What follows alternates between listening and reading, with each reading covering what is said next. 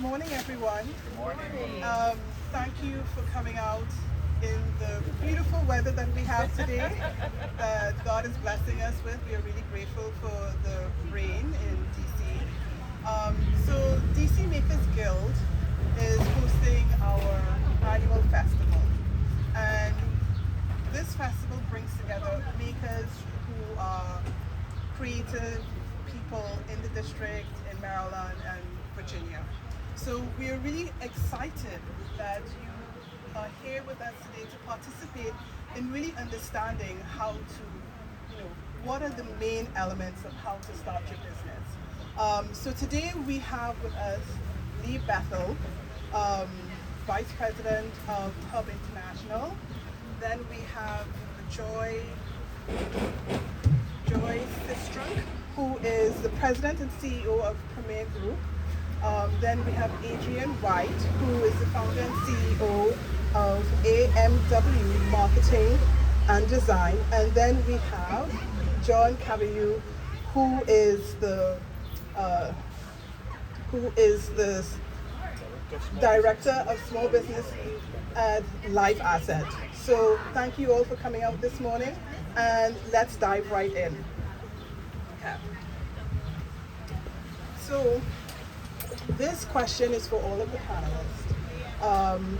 For makers and creatives in DC, what's the single biggest structural mistake you see new solopreneurs or entrepreneurs make, and how does it cost them time?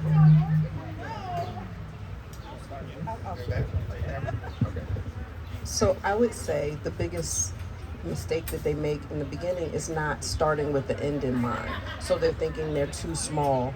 They don't set up a bank account from the very beginning to separate their business expenses from their personal expenses. And as a result, when they go to do their taxes, when they try to get loans, when they're trying to do anything, even get lines of credit with their suppliers, they don't have the right processes in place to make that possible.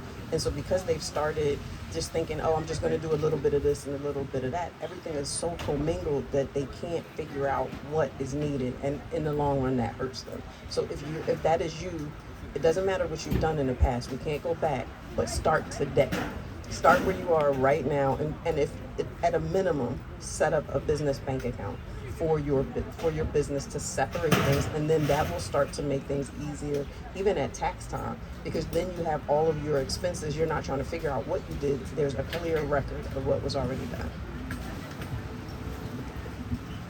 I think another mistake that a lot of business owners make early on in the process is they think about the product and services that they're offering, but they don't think about what's in it for the customer. So people will come, to see their products and services, and if there's no, brand story or messaging behind, why they're selling that, what's in it for them, that can hurt them. Yes, another mistake that I have seen many entrepreneurs make at the beginning is that of not understanding the difference between a hobby and a business. So when you are doing something as a hobby, okay, it's a hobby, you're just doing it for fun because you enjoy doing it. But if you really want to turn it into a business, you have to make sure that you understand the language of business, and that is numbers. So you really have to have a story. It's great, but you have to make sure that you also connect numbers to that story. John, thank you for that, because I was trying to figure out what I would comment on because of the area that I work, but I have an entree. So, so one of the things I think that's also important, if you're in a business, at some point in time, you yourself are going to need some benefits. You're going to need to have some health insurance for yourself. It would be great if you have a retirement plan. So all of these things are necessary if this business is going to flourish. And as the business grows, if you are looking at bringing on staff, outside of the question of how much are you paying me, they're going to ask me what benefits do you have. So it's very, very important to have some type of program in place, not only for yourself, but for your future employees. So piggybacking on that, Lee, beyond general liability, what insurance products should a maker consider as they scale? especially if they are selling at festivals like this, online at wholesale. Thank you, Judith. I had to do a little research on that one because there's several areas on the insurance side. There's what we call property and casualty insurance. That's your liability, workers' comp. Now there's cybersecurity, those types of things. And then there's the benefits that I mentioned earlier. But in addition to that, I had to do a little research for this question. So thank you for giving me the question a little early. But there's some things when I did a little work. You know, it's amazing what you can do on the internet these days. Very true. Very true. And I will provide this to you so that you can include this when you send everything out. But you mentioned the liability insurance, but sometimes you've got a vehicle. So you may need some commercial insurance for commercial vehicle. If you have a truck or some of those things, it's a little different than doing everything in your personal automobile. Because if you're in an accident, there can be some challenges. So you're also trying to distinguish yourself between yourself personally and also your business. Event cancellation insurance, or you may be at a festival like this, somebody hurts themselves, or they're doing something with one of your products, product liability. So there's several different areas to consider. There's a number of pages here, and because of time, I know we got started, we were doing our very best to get going. But there are some things here that you will be able to find, and I'm going to provide this to Judith so that she can include this, because these are the things to think about.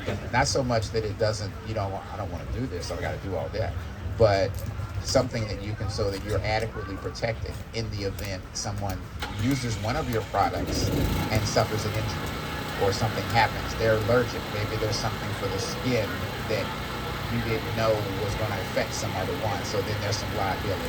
So you got to be aware of that. Thank you.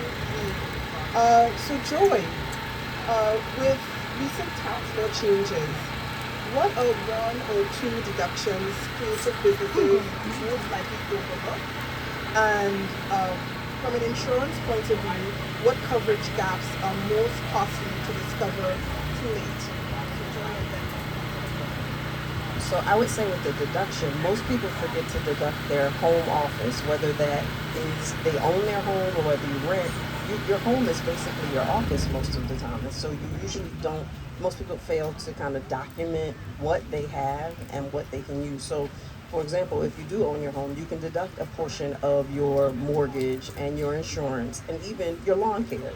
Even though that's not necessarily related to the business, everything home office related is deductible. And then just your vendors. A lot of times what I hear people say is, oh, I just gave someone $100 and I paid them through Cash App or something like that.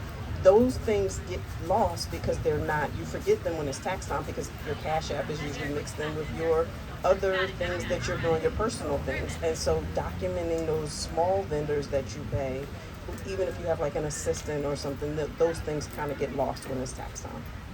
And the insurance, I will turn it over to Lee. I think I'll just kind of, again, emphasize that there are things that you have to protect yourself. When we are on an individual side, you have homeowners insurance to protect your home. You have car insurance to protect your car. Well, there are other things that you should do as a business owner to also protect yourself and your family.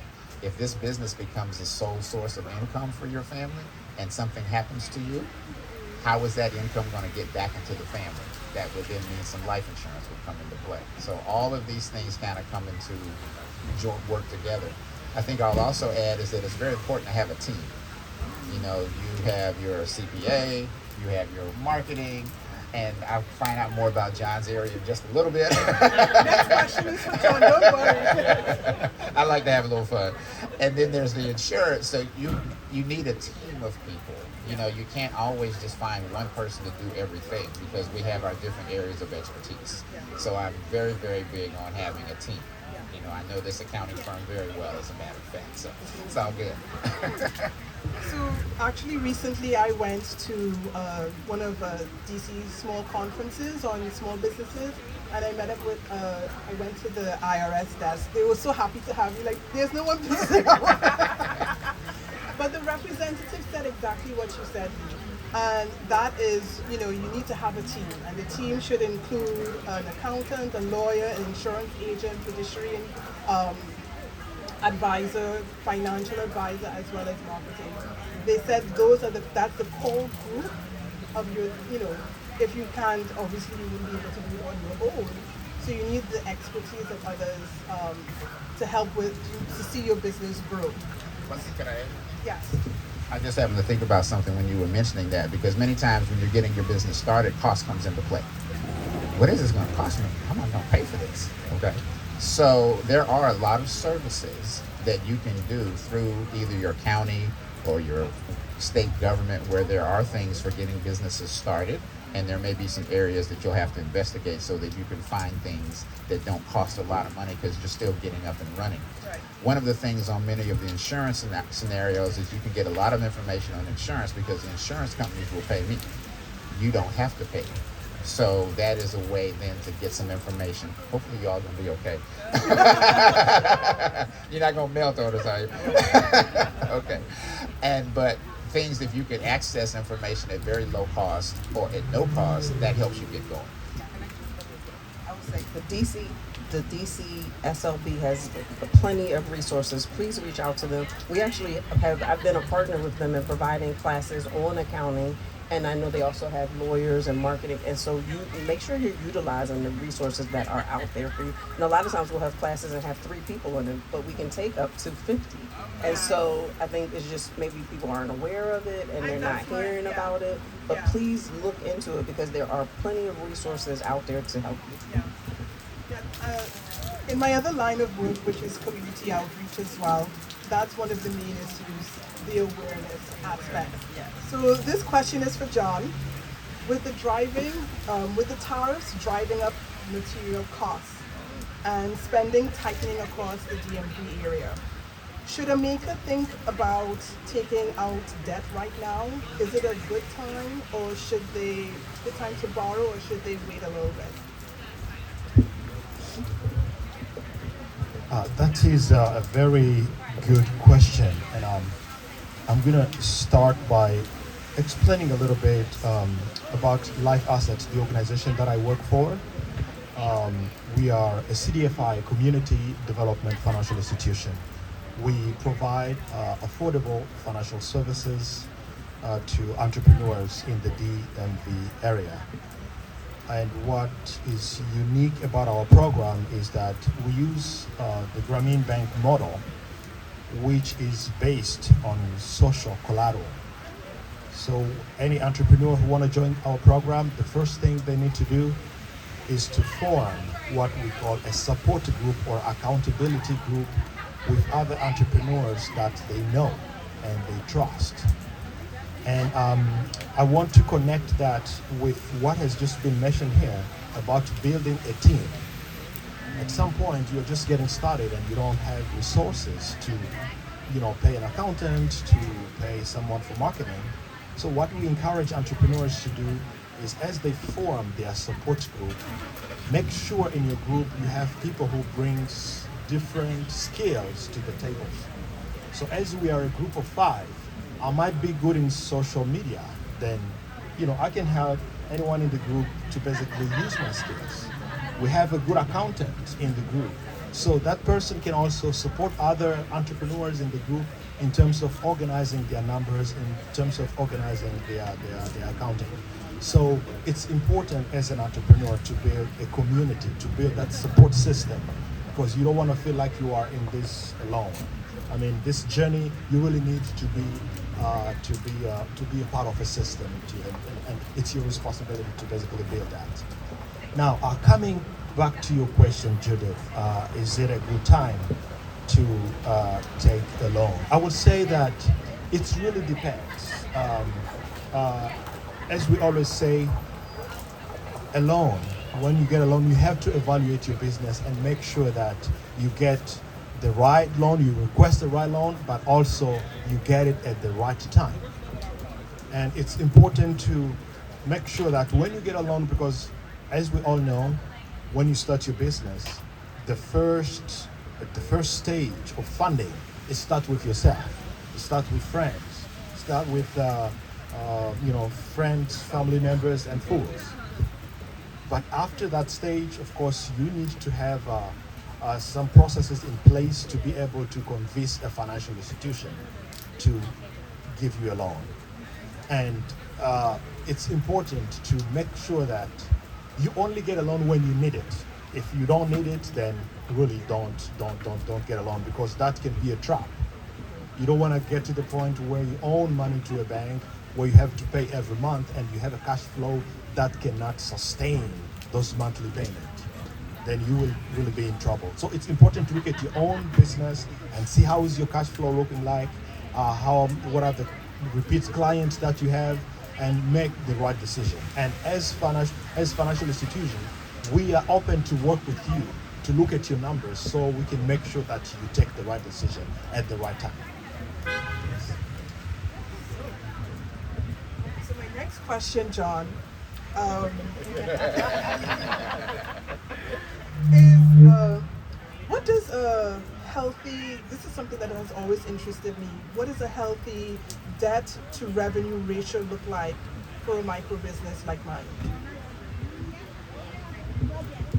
So a healthy debt is a debt that you are injecting in your business, and that will increase your revenue.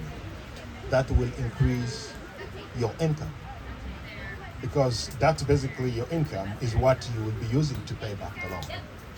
And also it's important to keep in mind that whenever you are facing some challenges in your business, don't think of money as a silver bullet that will solve all the problems you have.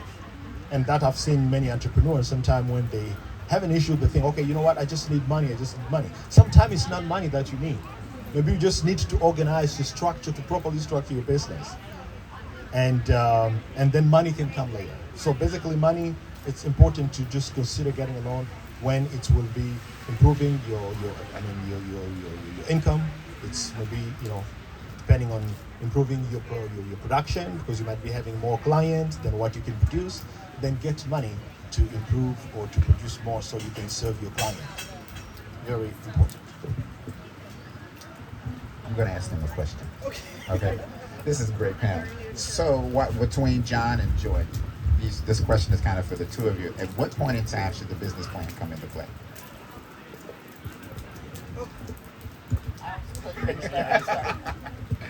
Okay, right. Now, coming to a business plan, I have to say that every business has somehow a business plan. The question is that business plan formal or informal? But before you start a business, in your mind, you just have a plan. Yeah, and that is, it's a concept that is there, that, okay, this is what I'll be doing, and this is how I'm going to be making money. So some people will move to the next step where they start actually writing that down and formalize that plan. But in any case, the business plan is there. Either just in your brain, not on paper, or it's both there and on a paper. So somehow the business plan is always there. I would say most of the time when you go to the bank, they want to see the business plan, and they want to know how you're going to. You actually have to have that documented to show how you're going to use the money. Yeah. And to John's point, it's not a silver bullet. And if they don't see where the money is necessary, they may say, you know what, you need better processes. You need better procedures. Maybe this customer that you thought was your customer isn't it. Maybe you need to kind of reimagine this. So sometimes that's why people get turned down for loans. But yes, the business plan is right up there at the top of the list for those things. So I have a small business. It's a holistic skincare and hair care business. I love my business. It's like my baby, another baby of mine. And my background is engineering, and I spent a lot of time in labs and so forth. And I had friends who did business courses. And I'm like, business is so easy. Now I'm realizing that I am in business, how much of a challenge it is, especially when it comes to marketing. I think that marketing is exceptionally challenging, especially as it's so dynamic and it is constantly changing, different trends and so forth. So my question is for Adrian. Makers often have a beautiful product. I consider that my products are great, but really struggle to articulate their story, right? What's one framework for crafting a brand narrative that's also supportive funding application? So for example, I personally have written quite a few grants, and none of them were funded. And I don't know why they were not funded. I don't know if it was my story, but I know for sure that a story grabs an individual. And that's something that I wanted to find out a little more about. Yeah, I mean, that's a very common problem that business owners have, especially smaller business owners, where it's really important that your story, you know, is what you're using to grow your company, because you may not have as many, as much funding to be able to put out commercials and put out ads and all this other stuff. One of the frameworks for building a brand narrative that I think has been that's really good to follow is it's called Building a Story Brand by Donald Miller. It's a book that you can get. And the basis of it is basically that your customer is the hero and you're the guide. So you have to figure out in your story, how can you make, in your business's story, how can you make the customer the hero, basically by using your products and services, and how can you guide them to that. There's the 7-part framework for the Building Story Brand, and I didn't memorize it all, so I'm gonna read it to you. So the first one is a character. So who is the hero? So they'll be your customer, not your brand. And a lot of business owners, especially on their websites, they will say, we'll solve your problem. We can do this, we can do that. But it's really what can the customer do, not what can you as a business owner do. The second one is they have a problem. So what does your customer want? You want to identify external, internal, and philosophical problems. The third one is that they meet the guide, which is you, who can help them. And it says your brand should position itself as an empathetic and authoritative guide. 4 is who gives them a plan. How do you remove the risk? So provide a clear, simple 3-step plan to do business with you. 5, and calls them to action. What is the next step? So you want to use clear call to actions like buy now or schedule call. 6 is that helps them avoid failure. What are they afraid of? Show them what will happen if they don't buy your product. And 7 is an ends in success. What does their life look like after? So paint a picture of the ultimate transformation. So you really want to think about what is the bigger overall problem that you're solving, and you're guiding them to that. So for you, let's say you have products that can help with eczema or something like that. You want to really build that story of the challenges of having eczema and what happens when they're not properly treating it with the right ingredients and the right products, and then kind of use that to really position your company. So, we're in a time of where AI is, like second nature at this point. So AI tools such as whether it's ChatGPT, Perplexity, Claude AI, and the list goes on and on and on. I have personally started to use, outside of the search engine, like whether it's DuckDuckGo or Google and so forth, I will go to Perplexity, which is an AI tool, and search up a company and so forth. For a small business, Adrian, how do you think, what can we do to increase our visibility when, like, for example, someone looks up a business or trying to find a solution for a problem using AI rather than Google.com? So for AI, in the past, search engine optimization was the framework that was recommended on how to, increase your search rankings on Google and other search engines. But now there's something called generative engine optimization, which is basically you optimizing for AI.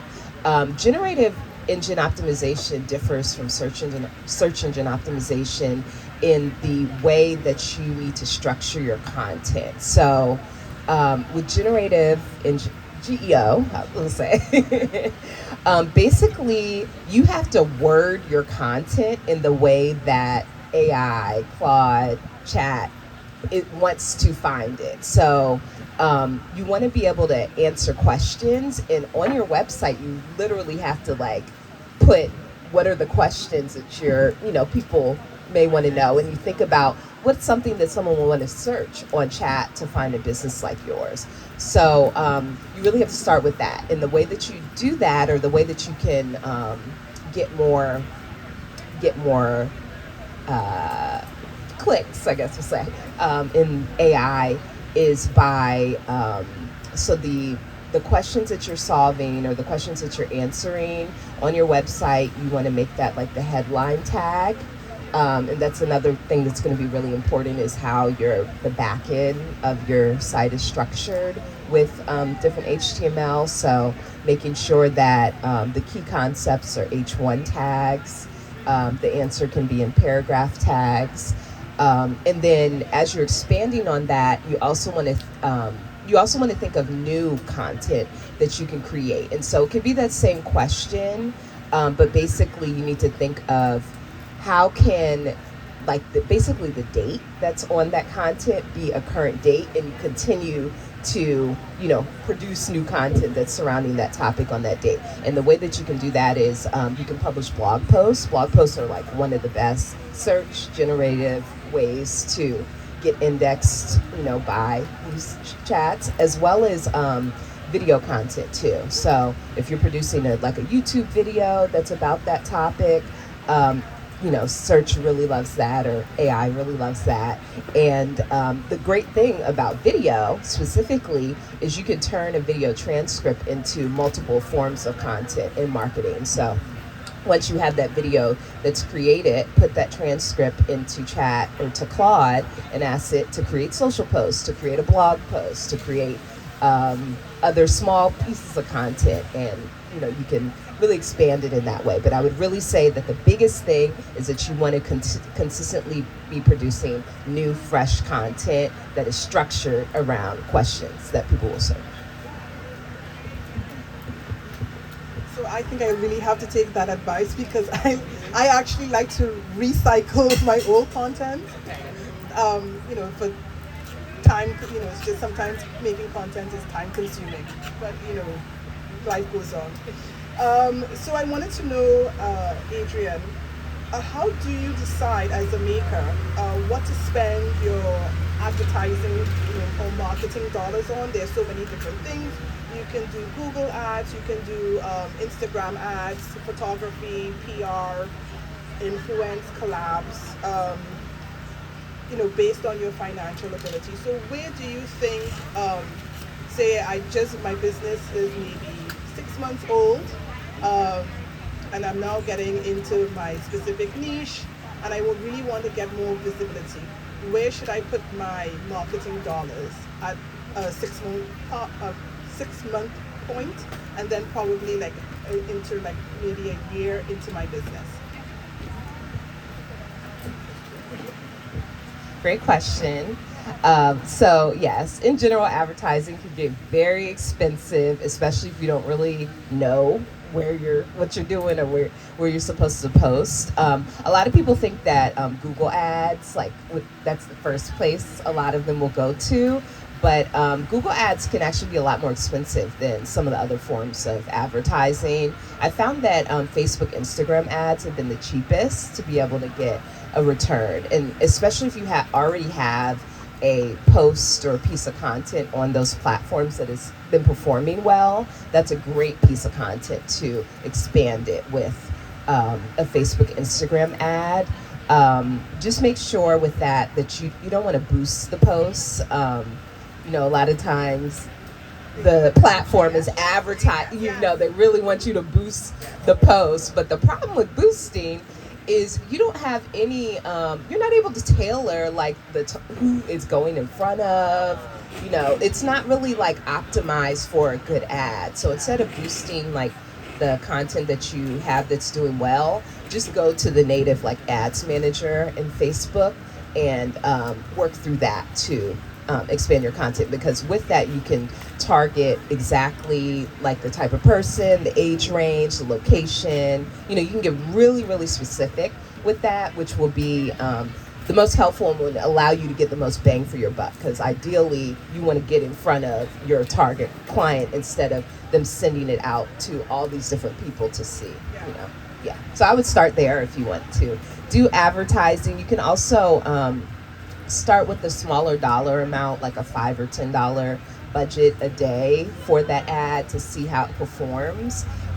You also can do some split testing with their platform as well, where you have a couple different variations of the ad and you can see what performs better. Once you see that something's performs better, then I would recommend trying to go up to $20 to $25 a day if you can.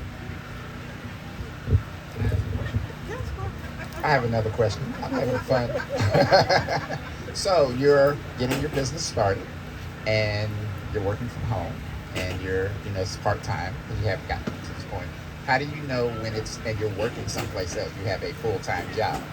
So how do you manage that transition, going from I'm working for someone to now I'm working only for myself? How do you know when it's time to do that, and how do you structure yourself?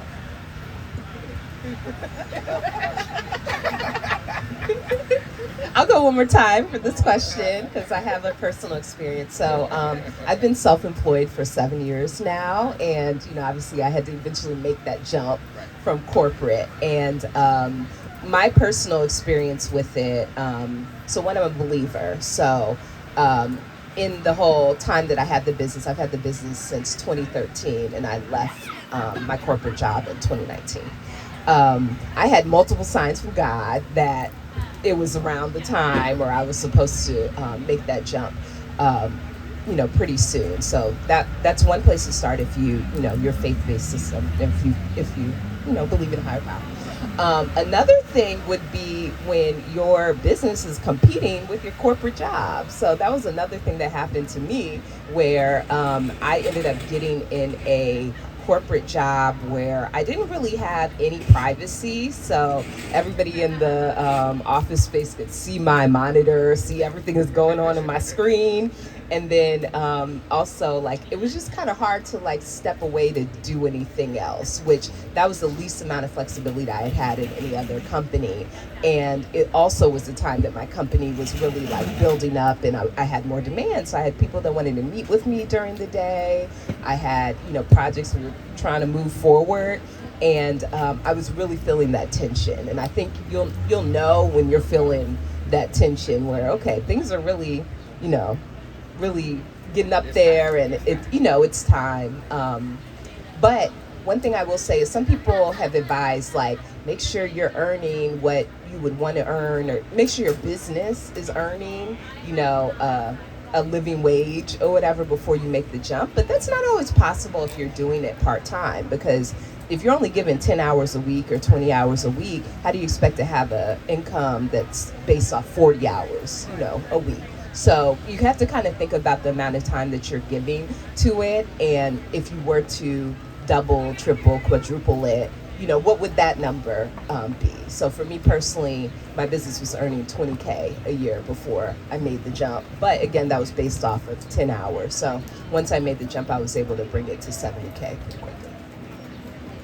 I would add, my story is similar but different. So we've actually been in business for 21 years, and I got laid off from work, and that's when I went into the business full time. And I gave myself a certain amount of time. I said 6 months. If I couldn't make this work in 6 months and couldn't have enough income coming in, then I would have to go back and get a job, and this would just continue to be my side hustle. And again, being a believer, it worked out. God bless me, and I haven't looked back. I haven't had a job since.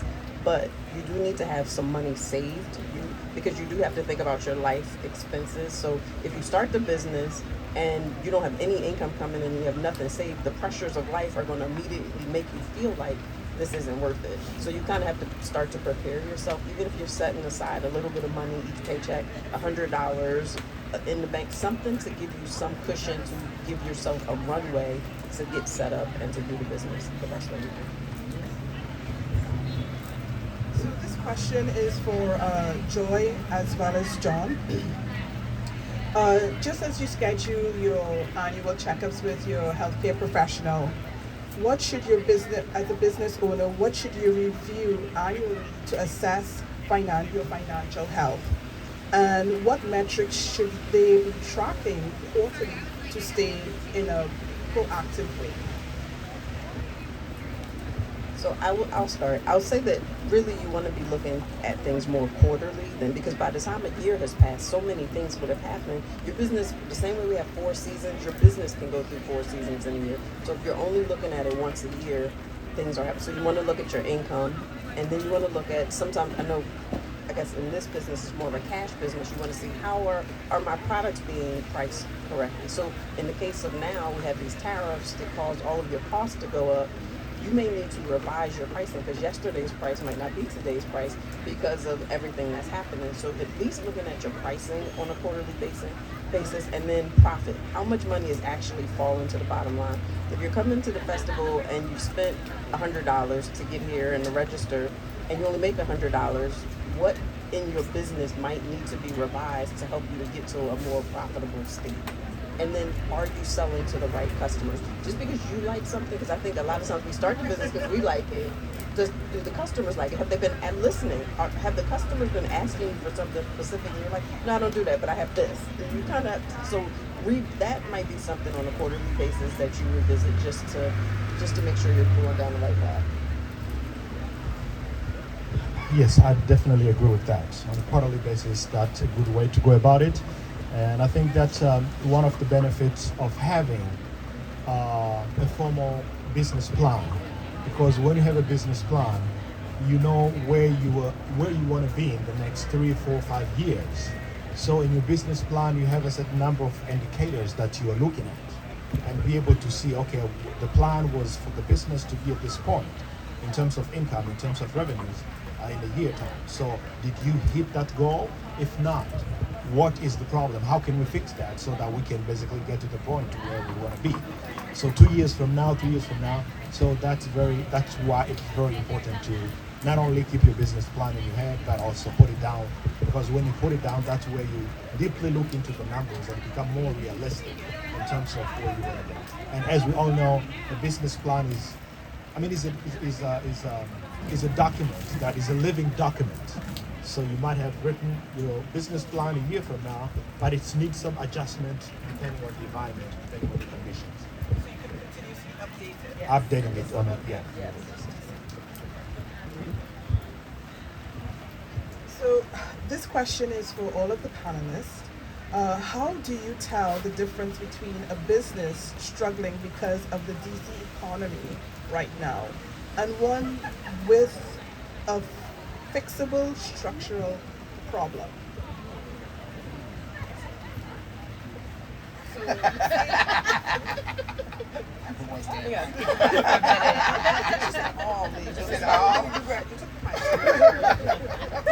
I got myself in trouble.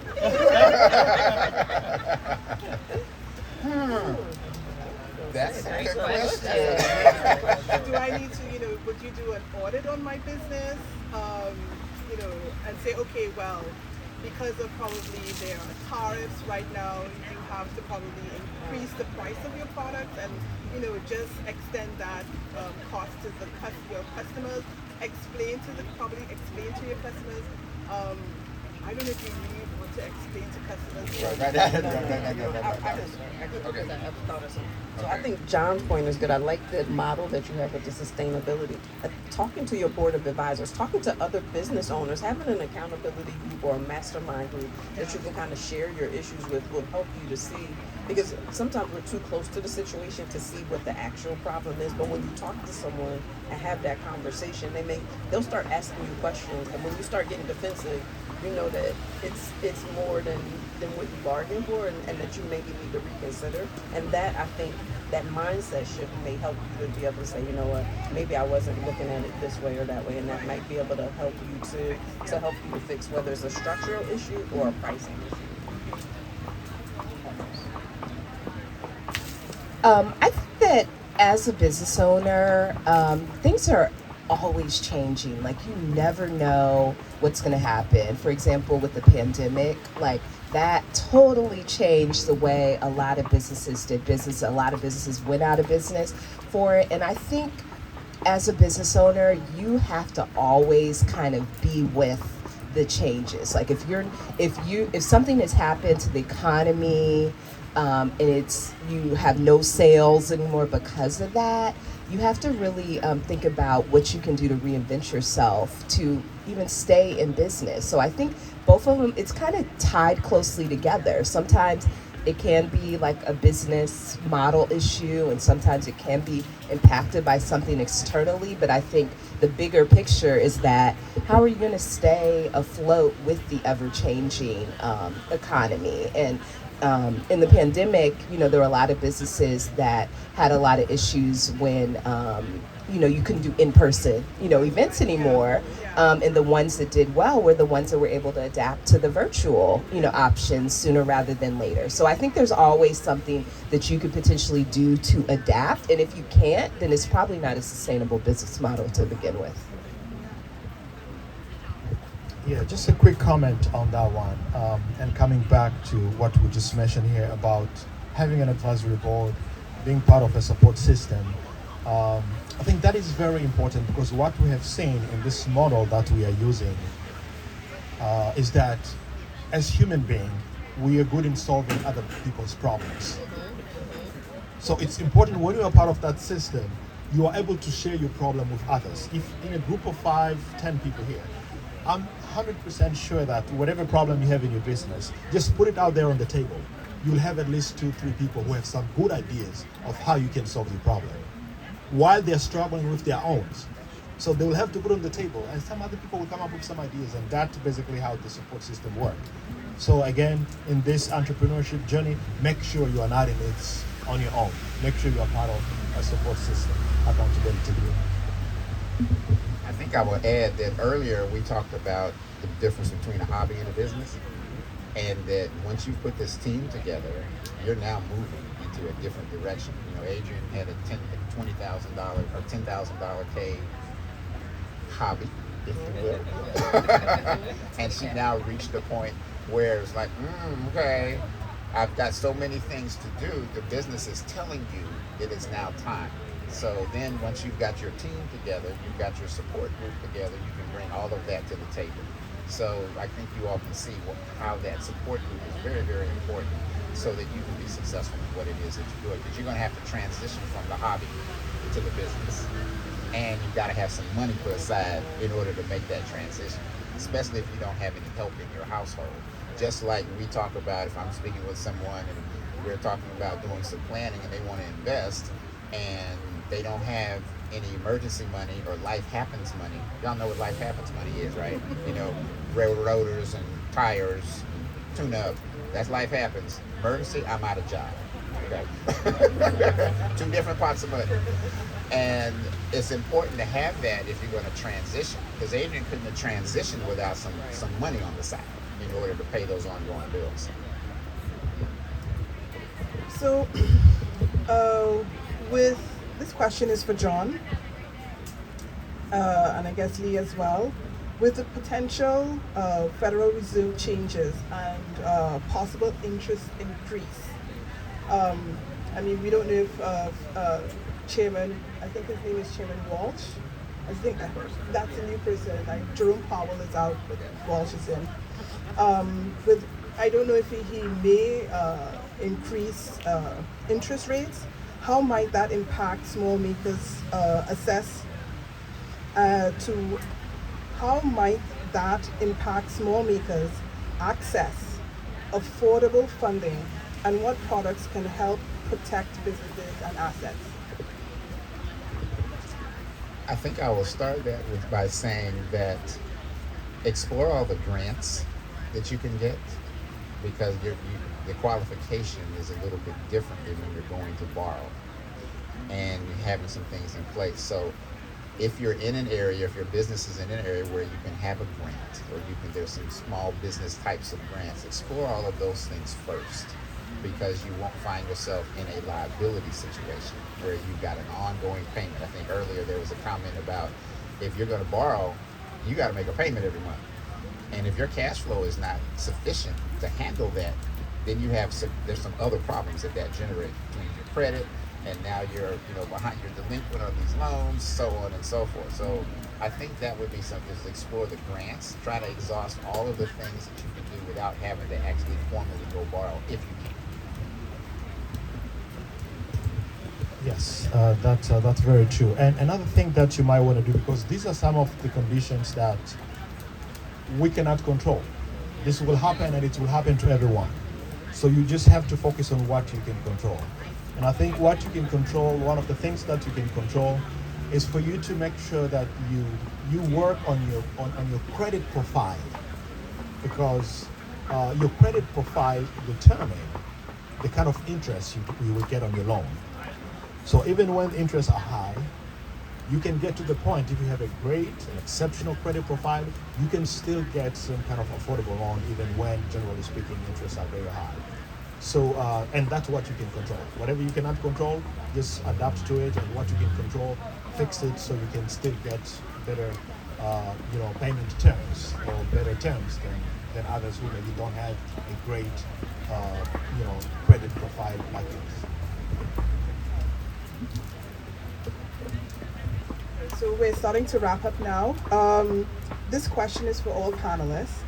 Many solopreneurs start businesses for a time of freedom and, of course, passion, but end up feeling like the business is running them instead of they running the business. What's one system or mindset shift to prevent like a burnout?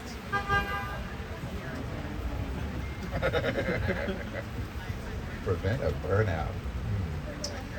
There will be a time, and I've experienced this, where the demands of the business are great, meaning that you kind of had, you were the small snowball at the top of the hill, and when you started rolling down the hill, and then it started going faster and faster and faster. If things are going well, you might experience that.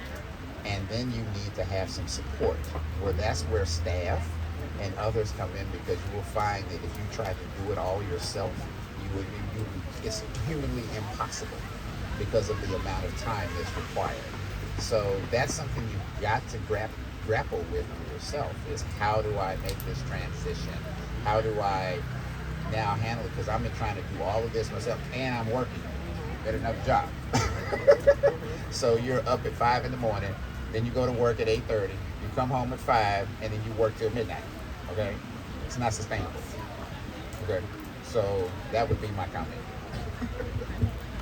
And mine would be, I think we all have experienced it, and I think social media makes it worse, that fear of missing out. So we feel like we have to be everywhere all the time. So what I would suggest is building in some breaks into your schedule, and whatever comes up during that break, you just do not go to it, because you need a mental break, a physical break, and then what you don't realize is during those times you have some of your best ideas, because you've stepped away from the business now. It gives you a chance to process all the things that you've learned. So build in those breaks, and that will help with the exhaustion, because honestly, entrepreneurship can be very exhausting, and you will have times when you are just running and running, but if you don't take those breaks, you're going to burn yourself out, and then the business is gone, and so are you, pretty much, because you've collapsed yourself, basically. I have two recommendations. I would say the first one is, if you don't have any type of team right now, I strongly recommend starting with a virtual assistant, and you can even do offshore ones. There's a incredible amount of Filipino virtual assistants that are really, really good. I personally have one that I've been working with for over 4 years now. And being able to have someone that can kind of be you when needed, or at least do some of those really repetitive tasks that that you are typically doing, can help you be able to take that Friday off or take a vacation and stuff, because your business can continue to run without you. The other recommendation would be, there's a book called Clockwork, which is ultimately a guide for you to be able to take 4 weeks off of your business per year. So it teaches you how to structure your business and get your business to a place where it can basically run without you. So that's another one where it's like kind of the next step or the next level, but another recommendation. Yes, just piggybacking on that, it's very crucial that you make sure that your business can continue operating when you're not there, because that otherwise it becomes a trap where you are in there, and without you the business does not exist.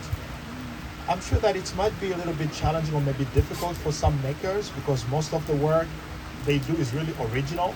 So it's like bam into that work. So that might be a little bit difficult.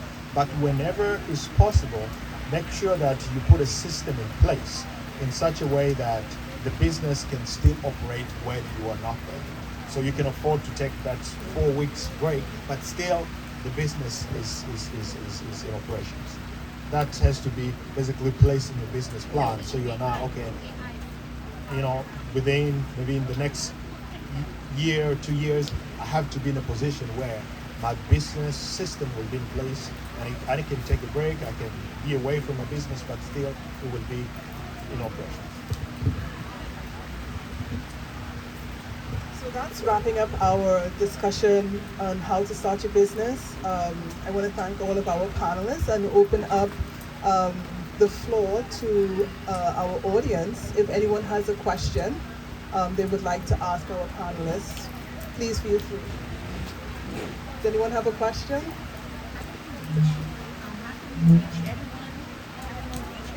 So yes, are you a member of DC Makers Guild?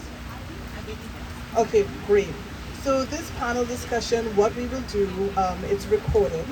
So we have a video recording as well as a transcript, and we will send it out to our membership, and that will include each panelist, their name, contact information, to get any further services or assistance or advice on their particular expertise. Yeah.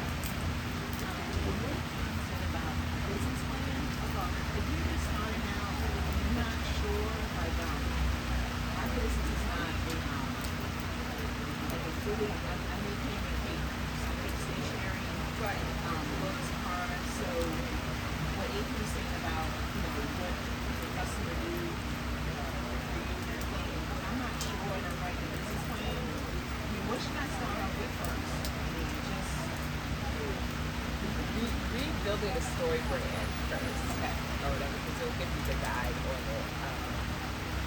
Because I think it's really just about, really figuring out how your product, your stationery is really, really helping, the people that you're working with, and what differentiates you from other companies that are similar. So I think that book will really help you, and being able to have a book, you can read it pretty quickly to get some good information. So I would start there for sure. Would you recommend looking at your competitors and seeing who their target audience or who their customers are, and piggybacking on that when and eventually you start to get your voice, your narrative, your story, and so forth, just to get your foot, in the door? Yeah, I would definitely recommend looking at your competitors. Doing a competitive analysis of who else is out there doing what you're doing can be really, really helpful. And also getting their pricing and things. And I think the biggest thing that it helps you with is to figure out where you're different. So is there anything you're seeing or reading where you're saying like, oh, this seems good, but it's not minority owned, or it's not custom to so as you're looking at it, try and figure out what's different about what you're offering that they have there. Yeah, just a quick comment on that. It's a chapter in the business plan itself, where you just identify your competition, because you need to know what is already out there, and as you need to know your difference. Why will someone come to you rather than going to your competition? So you have to make sure that you have that difference, and that you can, your product really stands out from the competition out there. Any other questions?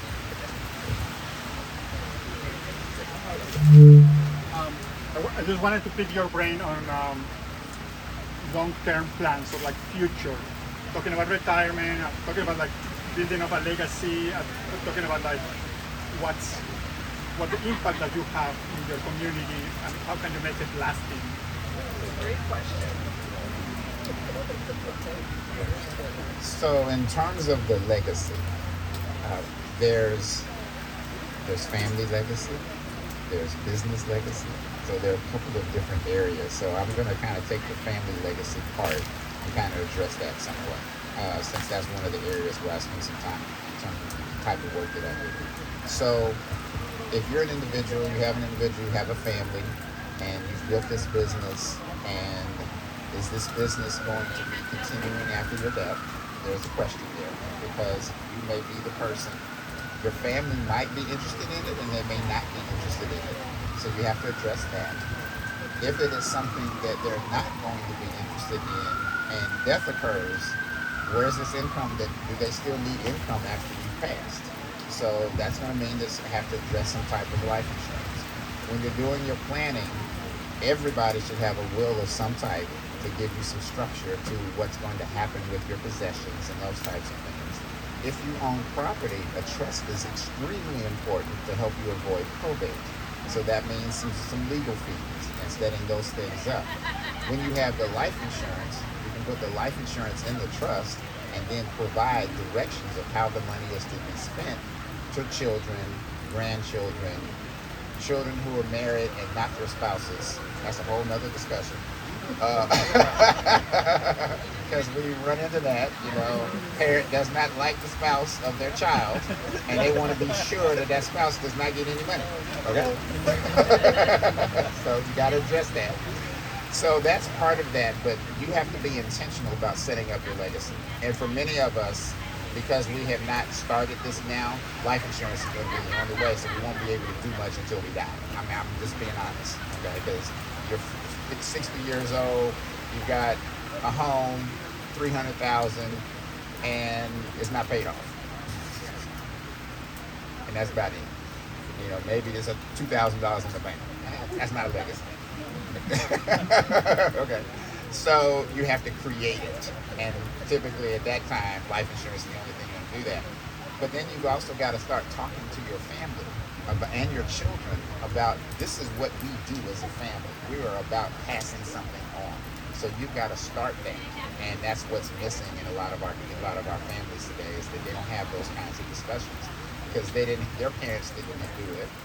Now they aren't doing it. So that's what's perpetuating itself, the no knowledge instead of having the knowledge. So that's something that I would just say is very, very important when you're trying to do the legacy piece. Because right now I'm on a legacy kick. And for college, whether it's a school, whether it's I want to do something for a charity, my church, I'm involved with something. Oh, I don't have any children. Well, where do you spend your money now? Are you contributing to a charity? Is it St. Jude's? Or somewhere? Do something. Okay? But I got kind of on a rant. You guys have like 2 more minutes. Okay. Go ahead. All right. Well, that wraps it up for today. And again, thank you so much for coming out. We appreciate each and every one of you. And like I said, all of the information of today's discussion will be sent out to our members. So thank you again, Lee, Joy, Adrian, and John. Thank you all for coming and staying through this. This is